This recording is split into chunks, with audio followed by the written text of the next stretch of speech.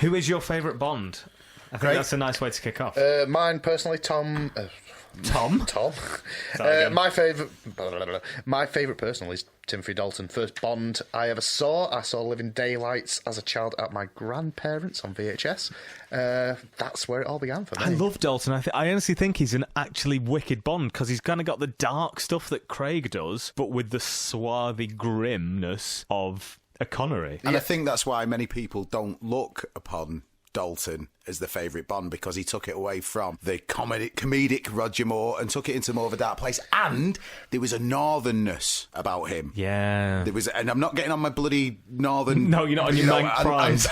But no, I mean, he's Welsh. He's got 2 birth dates as well, if you check his Wikipedia. I saw that. I don't understand what that's about. He's either 70 or 72, but the man, I thought it was a superb Bond. He only did 2, though, which I think is why he normally gets kind of way down the billing on Bonds. Yeah, but lest we not forget, I think he was in line to do a 3rd, but there was some kind of court case with the Broccolis. Well, essentially what happened was, after Roger Moore, the producer's first choice was Pierce Brosnan to take over from Roger Moore, but because Brosnan would have been really young at that point, right? Yes, he was just before he did Tiffin.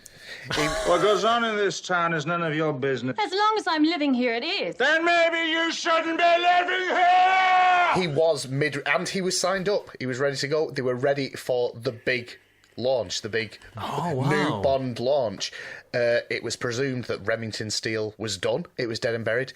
I think it was either the day before or day of the presentation that Brosnan got a phone call in the morning saying, "No, we're going to do it again. We're going to keep going with Remington Steele." And so, because he was kind of contractually tied in. He was contractually obligated to stick with Remington Steele and lost the Bond, and that's when they went on the search and got Dalton, which is why when Dalton originally, when he couldn't come back for his potential 3rd Bond film, they went, well, let's see if Brosnan's available again. Oh, right. And that's how they got Brosnan. But there's still that massive gap between the second Dalton film, which is Licence to Kill, and GoldenEye. Like, what is it, 6 years? 6 years? 6 years. That's a massive gap. I think that's the longest gap in the entire franchise. As far as I can tell, pre-production had begun on the 3rd Dalton film in 1990. And do we have a name? No, we have a synopsis. It was... I love the fact we've got you kind of researching this live as we go. We need to name this.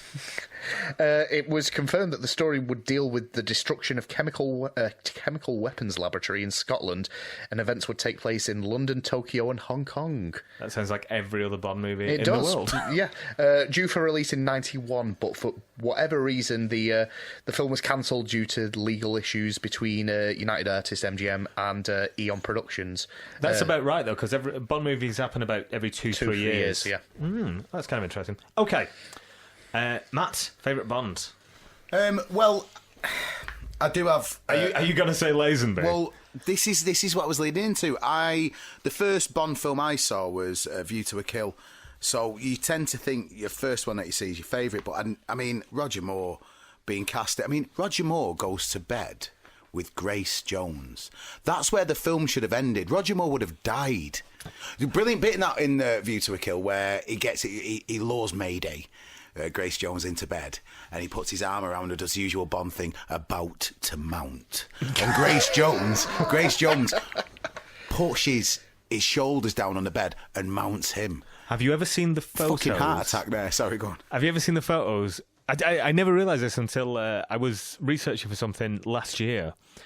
Did you know that Grace Jones and Dolph Lundgren were a couple in the late 70s? I am aware of this, yeah. There is no bed strong enough. Exactly, right? How much do you want to see that fucking car crash that is the Grace Jones-Dolph Lundgren sex tape? Yeah, back on topic. Roger Moore's finest performance for me was in Cannonball Run, which says a lot. Timothy Dalton, I think, is great, and we've already touched on the reasons why. I really like Daniel Craig, but yeah, he's great. I'm going to stick my neck out and say, much maligned as he is, I think Lazenby, the fight on Her Majesty's Secret Service in the hotel room, he punches better than Connery and most of the other Bonds. So I'm going to just a mention for Lazenby there. What about the fact that in other films, Lazenby kills women with a fist? I'm going to drop in just the sound of what happened.